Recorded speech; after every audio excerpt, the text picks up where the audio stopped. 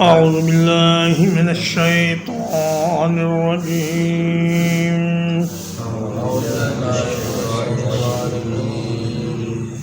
لا يرقبون في مؤمن إلا ولا ذمة لا يرقبون في مؤمن إلا ولا ذمة نہیں لحاظ کرتے کسی مومن کے بارے میں رشتہ داری کا اور نہ معاہدے کا نہیں لحاظ کرتے کسی مومن کے بارے میں رشتہ داری کا اور نہ عہد کا وَأُولَئِكَ هُمُ الْمُعْتَدُونَ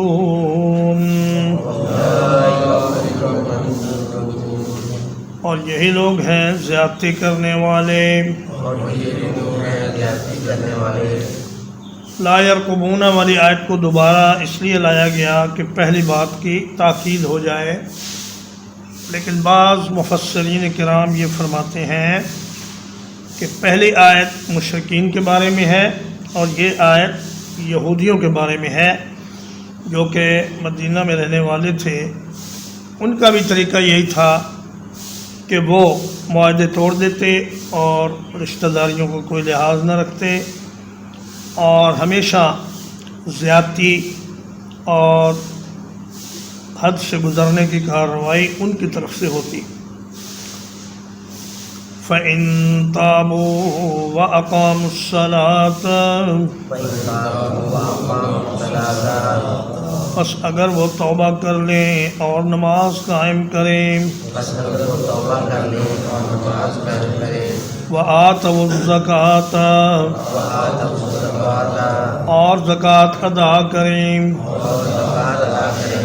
فَإِخْوَانُكُمْ فِي الدِّينِ تو وہ تمہارے بھائی ہیں دین میں۔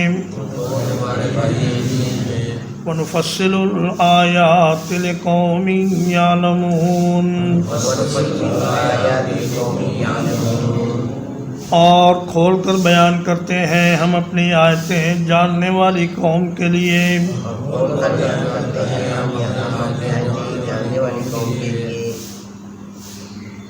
فرمایا کفار میں سے جو لوگ توبہ کر لیں یعنی اسلام قبول کر لیں اور صرف اسلام قبول ہی نہ کریں بلکہ اس کا عملی ثبوت اس طرح دیں کہ نماز قائم کریں اور زکوٰۃ ادا کریں، تو پھر یہ دین میں تمہارے بھائی بن گئے۔ اب ان کو جیسے اللہ نے معاف کیا ویسے مسلمانوں کو بھی معاف کر دینا چاہیے، اور کوئی آدمی یہ نہ کہے کہ ابو سفیان مسلمانوں کے خلاف جنگوں کی قیادت کرتا تھا اور اکرمہ بن ابی جہل بہت بڑا جنگی مجرم تھا، اور عمرو بن عاص اس نے مسلمانوں کے خلاف بہت زیادہ جرائم کیے۔ فرمایا جس نے توبہ کر لی، ہجرت کر لی، چاہے فتح مکہ کے بعد ہی کر لی، تو ان حضرات کو اب آپ نے اپنے بھائی سمجھنا ہے اور کسی پچھلی بات پر ان کو ملامت نہیں کرنی، جیسے کہ سہیل ابن عمرو جو صلح حدیبیہ میں قریش کی طرف سے سفارتکار تھا، اس کو بھی اللہ نے اسلام کی ہدایت عطا فرمائی اور وہ بھی فتح مکہ کے بعد مسلمان ہو گیا۔ اور فرمایا وَنُفَصِّلُ الْآيَاتِ لِقَوْمٍ يَعْلَمُونَ اللہ کی آیات سے صحیح فائدہ علم والے ہی حاصل کرتے ہیں، جاہل لوگ جو ان آیات کے معانی اور مطالب نہیں جانتے وہ ان سے پورا فائدہ حاصل نہیں کر سکتے۔ وَإِن نَكَثُوا أَيْمَانَهُم مِّن بَعْدِ عَهْدِهِمْ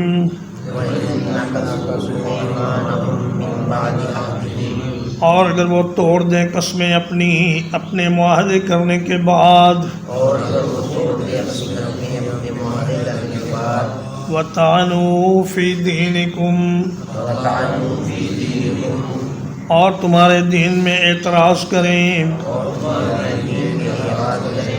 فَقَاتِلُوا أَئِمَّةَ الْكُفْرِ تو کفر کے پیشواؤں سے لڑائی کرو، إنهم لا أيمان لهم یقیناً یہ لوگ ان کی کوئی قسمیں نہیں ہیں لعلهم ينتهون تاکہ وہ باز آ جائیں.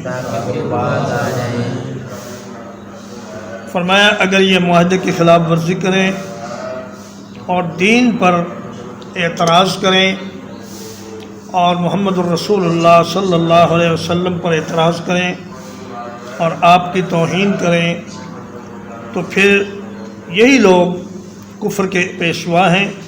ان کے ساتھ بھرپور لڑائی کرو. اور نبی کریم صلی اللہ علیہ وسلم نے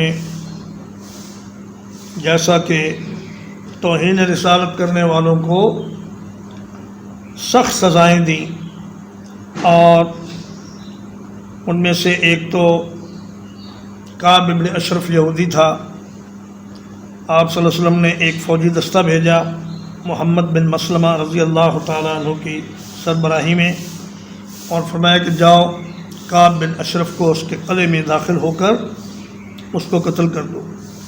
جس آدمی کے پاس عربوں میں قلعہ ہوتا تھا وہ ایسا ہی تھا جیسے اپنے علاقے کا بادشاہ ہے، کیونکہ قلعہ بنانا اور اس میں رہنا یہ ہر آدمی کے بس کی بات نہیں تھی، کوئی بڑا آدمی ہی بنا سکتا تھا. اسی طرح حجاز کے علاقے میں ابو رافع یہودی جس کا نام عبداللہ بن ابی الحقیق تھا، یہ بھی نبی کریم صلی اللہ علیہ وسلم کے بارے میں فضول باتیں کرتا اور آپ کی توہین کرتا اور مسلمانوں کی خواتین کے بارے میں نازیبہ کلمات کہتا. تو اللہ کے نبی صلی اللہ علیہ وسلم نے حضرت عبداللہ بن عتیق کی سربراہی میں ایک فوجی دستہ بھیجا اور فرمایا کہ جاؤ اس کو قتل کر کے آؤ. اب قلعے کے اندر داخل ہونا اور قلعے میں محفوظ کسی آدمی کو قتل کرنا یہ ایک بڑے لشکر کا کام ہے، اس کے لیے منجنیق کی بھی ضرورت ہوتی ہے. لیکن صحابہ کا ایمانی جذبہ آپ ملاحظہ فرمائیں کہ یہ چند لوگ ایک ایک تلوار کے ساتھ رات کے وقت جاتے ہیں اور عبداللہ کہتے ہیں کہ میں نے قلعے کے دروازے کے قریب اپنے اوپر چادر لپیٹ کر اس طرح میں اکڑو ہو کر بیٹھ گیا جیسے کوئی آدمی پیشاب کر رہا ہوتا ہے. تو جو چوکیدار تھا اس نے کہا کہ بھائی اللہ کے بندے جلدی کرو، حاجت سے فارغ ہو جاؤ، اگر تم نے قلعے میں آنا ہے تو جلدی آ جاؤ، میں قلعے کا دروازہ بند کرنے والا ہوں. چنانچہ یہ اندر داخل ہو گئے. اس نے قلعے کا دروازہ بند کر کے چابیاں ایک کھونٹی پر لٹکا دیں اور وہ جا کر سو گئے آرام سے. میں انتظار کرتا رہا. جب رات گہری ہو گئی تو میں اٹھا اور میں نے قلعے کا دروازہ کھول دیا اور اپنے ساتھیوں کو بھی اندر بلا لیا. اب میں نے کہا تم لوگ یہیں ٹھہرو، میں ابو رافع کے کمرے میں جاتا ہوں. وہ اوپر کی منزل میں کہیں رہتا تھا. تو میں سیڑھیاں چڑھ کر اس کے کمرے میں پہنچا. جب بھی میں کسی دروازے سے گزرتا اس کی کنڈی میں اندر سے لگا دیتا تاکہ باہر سے کوئی آدمی آ کر میرے کام میں مداخلت نہ کر سکے. جب ابو رافع کے کمرے میں پہنچا تو اندھیرا تھا سخت. مجھے پتہ نہیں تھا کہ یہ کہاں سویا ہوا ہے. تو میں نے آواز دی زور سے کہ ابو رافع. اس نے کہا کون ہے؟ تو میں نے آواز کی سمت پر اندازہ لگا کے تلوار کا وار کیا، لیکن مجھے معلوم ہوا کہ وار اس کو لگا تو ہے لیکن مہلک نہیں ہے، تھوڑا سا وہ زخمی ہوا ہے. پھر اس نے چیخ و پکار شروع کر دی. تو میں نے کہا کیا ہوا بھائی ابو رافع، کیا ہوا؟ تو کہنے لگا تیرا بیڑا غرق ہو جائے، یہاں کوئی آدمی آ کر مجھ پر تلوار کا وار کر گیا ہے. تو پھر میں نے آواز کے اندازے پر اس پر دوسرا وار کیا، لیکن دوسرے وار سے بھی اس کا قتل نہیں ہو سکا. تو پھر میں نے تلوار اس کے پیٹ پر رکھ کر اوپر اپنا سارا بوجھ ڈال دیا. اور جب مجھے یقین ہو گیا کہ اب یہ قتل ہو گیا ہے تو میں باہر نکلا اور دروازے کھولتا کھولتا قلعے کے باہر آ کر اپنے ساتھیوں سے مل گیا۔ اب اندازہ فرمائیں کہ جب واپس آ رہے تھے تو سیڑھی سے گرے اور ان کی پنڈلی ٹوٹ گئی، ہڈی ٹوٹ گئی، فریکچر ہو گیا۔ تو انہوں نے کپڑے سے اس ہڈی کو باندھ لیا اور کہا کہ میں اس وقت تک واپس نہیں جاؤں گا جب تک صبح ابو رافع کی موت کا اعلان نہیں ہو جائے گا۔ ساری رات وہاں بیٹھے رہے، اتنی درد اور اتنی تکلیف کے باوجود، صرف اس لیے کہ ہم رسول اللہ صلی اللہ علیہ وسلم کو یقینی خبر دے سکیں کہ اللہ کا دشمن واصل جہنم ہو چکا ہے۔ صبح جب ہوئی تو ایک منادی نے اعلان کیا کہ لوگوں، حجاز کے بزنس مین ابو رافع کو رات کسی نے قتل کر دیا ہے اور میں آپ کو اس کی موت کی اطلاع دے رہا ہوں۔ تو کہتے میں نبی کریم صلی اللہ علیہ وسلم کی خدمت میں حاضر ہوا اپنے ساتھیوں کے ہمراہ، تو نبی صلی اللہ علیہ وسلم نے میری ٹانگ پر ہاتھ پھیرا تو وہ ایسے ہو گئی جیسے اس کو کبھی کچھ ہوا ہی نہیں تھا۔ وہ سارا فریکچر اور سارا زخم آپ صلی اللہ علیہ وسلم کے ہاتھ پھیرنے سے درست ہو گیا۔ اور یہ واقعہ آپ کو معلوم ہے کہ ایک نابینا آدمی تھا، اس کی ایک لونڈی تھی جو اس کے 2 بچوں کی ماں تھی۔ وہ کہتے ہیں کہ میرے ساتھ تو اس کی وہ بڑی محبت تھی، بڑا اچھا سلوک کرتی، لیکن نبی صلی اللہ علیہ وسلم کو گالیاں بکتی اور آپ کی شان میں توہین کے کلمات کہتی۔ کہتا میں نے اسے بڑا سمجھایا کہ تم رک جاؤ، یہ کام نہ کرو، لیکن وہ نہیں رکی۔ تو ایک دن میں نے تلوار اس کے سینے پر رکھ کر اوپر اپنا وزن پورا ڈال دیا اور اس کو قتل کر دیا۔ پھر جب نبی کریم صلی اللہ علیہ وسلم کی خدمت میں حاضر ہوا تو حضور نے فرمایا کہ بھائی جس آدمی نے رات اس خاتون کو قتل کیا ہے اسے میں اللہ کی قسم دیتا ہوں کہ وہ کھڑا ہو کر بتائے۔ تو اس نابینے نے کھڑا ہو کر کہا یا رسول اللہ میں نے اسے قتل کیا ہے، اور یہ میرے ساتھ تو اچھی بھلی ٹھیک تھی، محبت کرتی تھی، میرے 2 موتیوں جیسے بچوں کی ماں تھی، لیکن آپ کی شان میں گستاخی کرتی تھی تو مجھ سے برداشت نہیں ہوا، میں نے اس کو قتل کر دیا۔ تو نبی کریم صلی اللہ علیہ وسلم نے فرمایا الا اشہدوا فإن دمها حدر، فرمایا صحابہ گواہ ہو جاؤ کہ اس خاتون کا خون رائے گاں ہے اور اس کے قاتل کے خلاف کوئی کیس نہیں بنے گا، نہ ہی اس سے بدلہ لیا جائے گا، اس نے جو کام کیا وہ ٹھیک کام کیا۔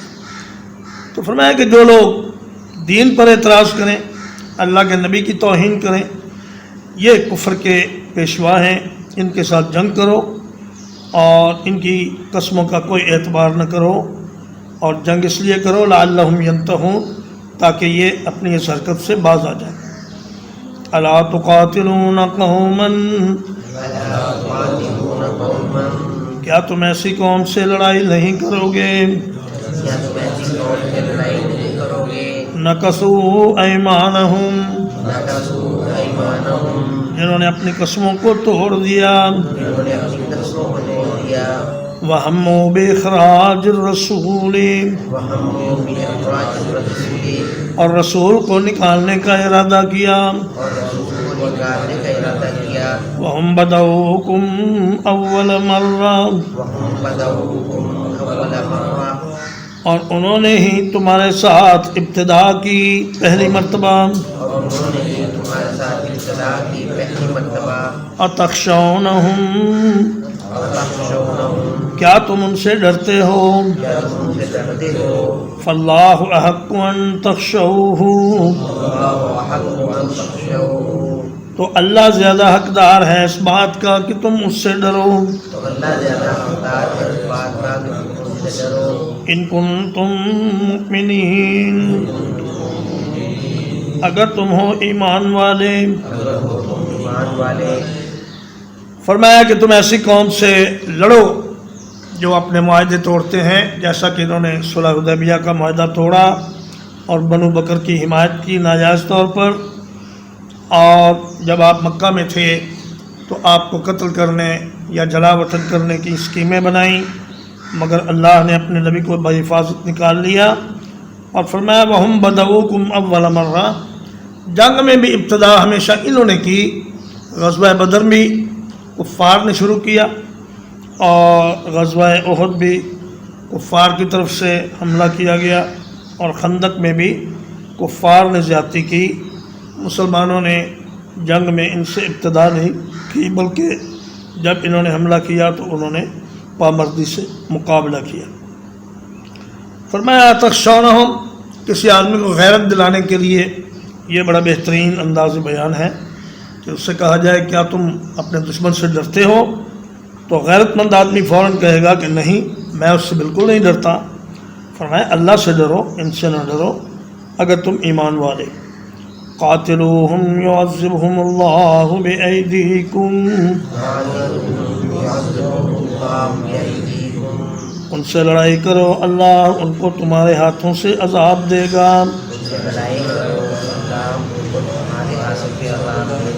وَيُخْزِهِمْ، اور انہیں رسوا کرے گا۔ وَيَنْصُرْكُمْ عَلَيْهِمْ، اور تمہاری ان کے خلاف مدد کرے گا۔ وَيَشْفِ صُدُورَ قَوْمٍ مُؤْمِنِينَ، اور مومنوں کے سینوں کو شفا عطا کرے گا۔ وَيُذْهِبَ غَيْظَ قُلُوبِهِمْ، اور ان کے دلوں کا غصہ بھی دور کر دے گا۔ وَيَتُوبُ اللَّهُ عَلَى مَن يَشَاءُ، اور اللہ تعالیٰ توبہ قبول کرتا ہے جس کی چاہتا ہے۔ واللہ علیم حکیم، اور اللہ تعالیٰ خوب جاننے والا، خوب حکمت والا ہے۔ فرمایا ان سے جہاد کرو، اللہ تم سے 5 وعدے کرتا ہے۔ ایک تو یہ کہ تمہارے ہاتھوں ان کو عذاب ہوگا، یہ قتل ہوں گے، قید ہوں گے، اور یہ فدیہ دے کر رہا ہوں گے۔ اور دوسری یہ بات کہ اللہ انہیں رسوا کرے گا، ان کی عزت اور شہرت علاقے بھر میں ختم ہو جائے گی، اور اللہ ان کے خلاف تمہاری مدد فرمائے گا، جیسا کہ اللہ نے بدر میں فرشتوں سے مدد فرمائی۔ اور فرمایا اللہ تمہارے سینوں کو شفا دے گا۔ وہ مظلوم مسلمان جو ان کے مظالم سہتے رہے، ان کو اللہ تبارک و تعالی دل کی ٹھنڈک نصیب فرمائے گا۔ وَيُذْهِبَ غَيْظَ قُلُوبِهِمْ، اور ان کے دلوں کا غصہ اللہ دور کر دے گا۔ فرمایا کہ اللہ پاک ان کے تمام غم اور ہم دور کرے گا جہاد کی برکت سے، اور اللہ پاک توبہ قبول کرے گا، اور اللہ بہت جاننے والا، حکمت والا ہے۔ ترجمہ اقبال۔ لا يرقبون في مؤمن إلا ولا ذمة، نہیں لحاظ کرتے کسی مومن کے بارے میں رشتہ داری کا اور نہ عہد کا۔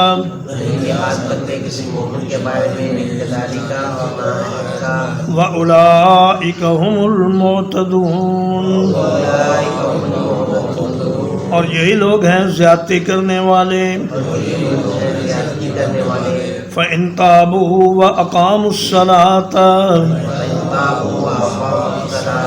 بس اگر وہ توبہ کر لیں اور نماز قائم کریں۔ وَآتَوُا الزَّكَاةَ، اور زکوٰۃ ادا کریں۔ فَإِخْوَانُكُمْ فِي الدِّينِ، تو یہ دین میں تمہارے بھائی ہیں۔ وَنُفَصِّلُ الْآيَاتِ لِقَوْمٍ يَعْلَمُونَ، اور کھول کر بیان کرتے ہیں ہم اپنی آیتیں جاننے والی قوم کے لیے۔ وَإِن نَكَثُوا أَيْمَانَهُم مِّن بَعْدِ عَهْدِهِمْ،